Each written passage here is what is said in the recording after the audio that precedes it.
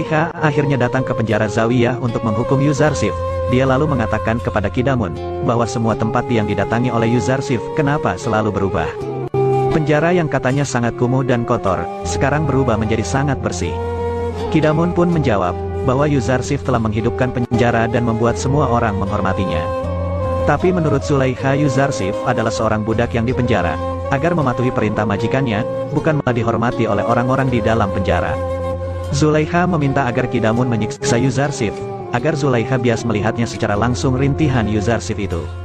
Akhirnya Kidamun memanggil Yuzarsif, dan mengatakan bahwa Zulaikha datang ke penjara untuk melihat disiksa. Yuzarsif hanya bisa menerima, dan pada akhirnya dia dihukum cambuk oleh para penjaga penjara. Semua tahanan sangat marah dan meminta agar para penjaga menghentikan penyiksaan itu. Tapi apalah daya, para penjaga harus mau menuruti perintah dari Zulaikha. Saat Zulaikha melihat Yuzarsif dicambuk, dia malah tidak tahan dan menyuruh Kidamun menghentikan hukuman itu. Setelah itu penjaga yang mencambuk Yuzarsif meminta maaf karena telah mencambuk Yuzarsif dengan keras, karena jika tidak, maka dia juga yang akan terkena hukuman. Yuzarsif lalu memaafkannya dan merasa sangat lemas. Setelah itu Kidamun mendatangi Yuzarsif, dan merasa aneh karena ketika Zulaikha melihat Yuzarsif dicambuk, Zulaikha tiba-tiba saja menyuruh untuk menghentikan hukuman itu. Yuzarsif lalu mengatakan, bahwa Zulaikha memang wanita yang aneh, karena marahnya seperti orang tak berhati, dan kasihnya juga seperti orang tak berakal. Zulaikha yang sudah di istana, merasakan betapa sedihnya dia karena jauh dari Yuzarsif. Dia juga mempertanyakan kenapa harus memenjarakan Yuzarsif, padahal dia saja tidak bisa jauh darinya.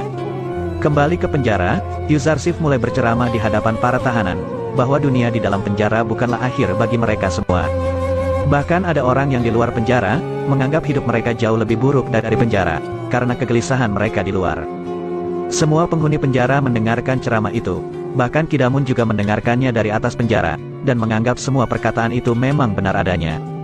Sementara itu di kuil Amun, para pendeta mulai gelisah karena keberadaan Kimuni saat ini tidak diketahui.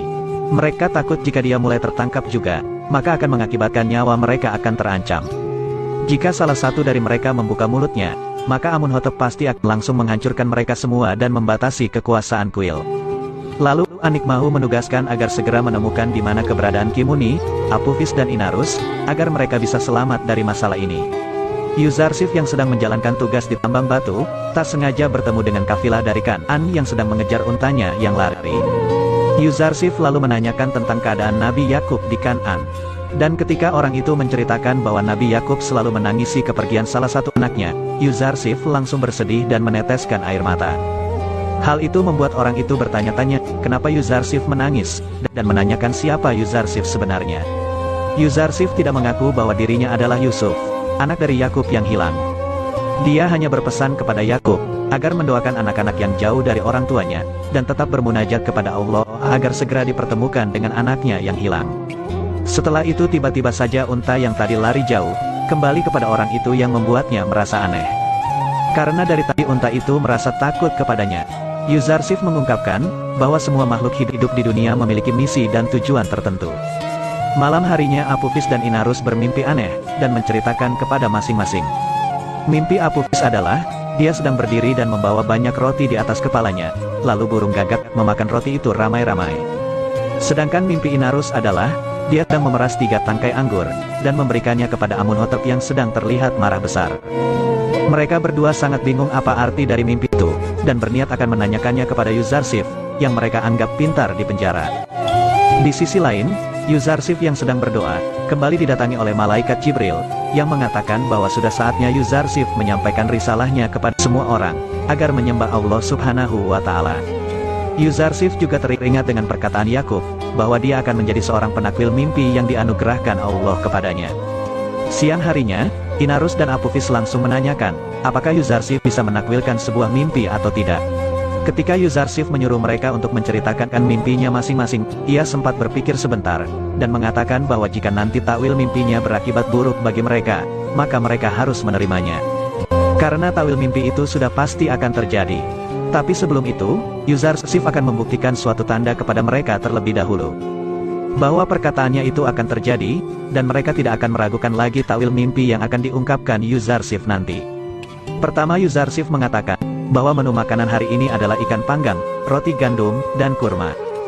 Yuzarsif mengatakan semua itu, karena mendapat bantuan dari langit dan ilham dari Tuhannya langsung. Para tahanan langsung menertawakan ucapan itu, karena menurut mereka makanan seperti itu hanya dihidangkan kepada para bangsawan, dan tidak mungkin akan disajikan di dalam penjara. Dan tak berselang lama, datanglah para penjaga membawakan makanan bagi mereka semua. Saat salah satu tahanan mengatakan, bahwa menu makanan hari sesuai dengan apa yang dikatakan oleh Yuzarsif. Para penjaga terkejut, dari mana dia bisa tahu? Padahal makanan baru saja datang. Karena kejadian itu, seluruh penghuni penjara mempertanyakan kenapa makanan seperti itu bisa di penjara. Para penjaga mengatakan, bahwa makanan itu dikirimkan oleh Zulaiha yang merasa kasihan kepada para penghuni penjara. Setelah itu, akhirnya Apophis dan Inarus harus mempercayai bahwa apa yang akan dikatakan oleh Yuzarsif nanti memang benar terjadi. Dan mereka menyuruh agar bisa langsung menakwilkan mimpi mereka itu. Sebelumnya Yuzarsif menakwilkan mimpi mereka, Yuzarsif menjalankan risalahnya sebagai nabi, dan menyuruh mereka untuk meninggalkan dewa-dewa berbentuk batu yang tidak pantas mereka sembah. Yuzarsif juga mengatakan, bahwa setelah Nabi Ibrahim, Ishak, dan Yakub, Yusuf ataupun Yuzarsif adalah salah satu nabi, yang akan membimbing mereka menyembah sesembahan yang tunggal yaitu Allah Subhanahu wa Ta'ala. Penghuni penjara mempertanyakan, apakah Yuzarsif memang benar-benar seorang nabi atau bukan? Yuzarsif langsung menjelaskan bahwa dia adalah salah satu mata rantai para nabi, yang diutus untuk membimbing manusia. Sebelum Yusuf, ada Nabi Adam, Nuh, Ibrahim, Ishak, Ismail, dan Yakub. Lalu yang terakhir nanti adalah nabi yang bernama terpuji, atau yang kita kenal sekarang Nabi Muhammad Shallallahu Alaihi Wasallam. Kemudian mereka mulai mempercayai perkataan Yuzarsif, bahwa selama ini mereka sangat bodoh, karena menyembah Tuhan yang tak bernyawa dan yang diciptakan sendiri oleh manusia. Mereka mulai meyakini bahwa Tuhannya Yusuf adalah Tuhan yang terbaik daripada dewa-dewa sebelumnya. Pada akhirnya semua penghuni penjara beriman kepada Allah, dan mengikuti ucapan Yuzarsif untuk membimbing mereka kepada sesembahan sejati.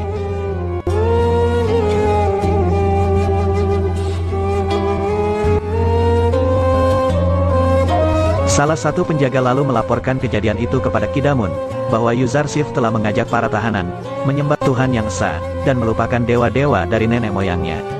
Tapi Kidamun membiarkan mereka, karena gara-gara Yuzarsif, penjara menjadi sangat tenang dan nyaman seperti yang para penjaga inginkan.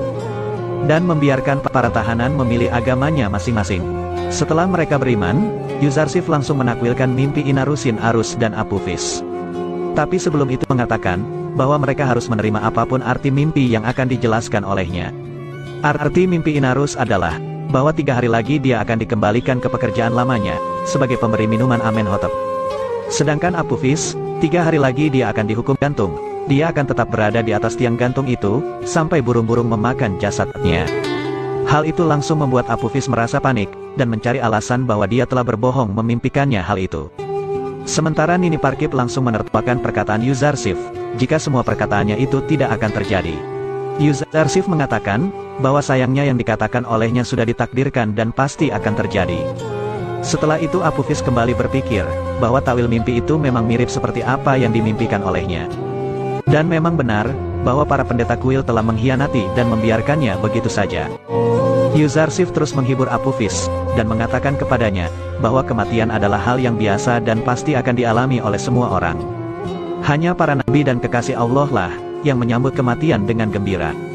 Yuzarsif juga mengabarkan berita gembira kepada Apophis, jika dosa selama dia hidup, sudah dihapuskan dan dia akan bertemu Allah dalam keadaan yang suci. Yuzarsif malah khawatir kepada Inarus, yang masih bisa berbuat dosa, karena masih akan hidup di dunia. Sementara itu, Putifar akan segera mempertemukan pendeta Kimuni, Apophis, Inarus dengan Anikmahu, untuk mengungkap semuanya di depan halayak ramai. Lalu Amunhotep berencana akan mencabut semua kewenangan kuil, serta menghukum berat Anikmahu dan Padimun.